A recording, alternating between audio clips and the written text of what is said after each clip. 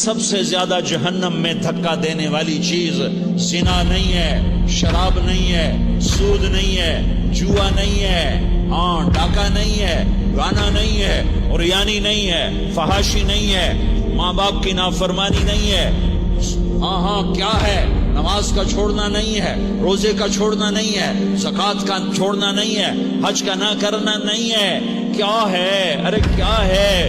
اور میرے نبی کا سنو، وَهَلْ يَكُبُّ النَّاسِ فِي نَارِ جَهَنَّمَ إِلَّا حَصَائِدُ أَلْسِنَتِهِمْ۔ وہ کیا ہے یا رسول اللہ؟ تو آپ نے مجھے دیکھو، آپ نے زبان باہر نکالی، ایسے زبان باہر نکالی اور یوں پکڑا۔ معاذ بن جبل کو ایسے سمجھایا جیسے معصوم بچے کو سمجھایا جاتا ہے، نے بڑے صحابی کو یوں سمجھایا،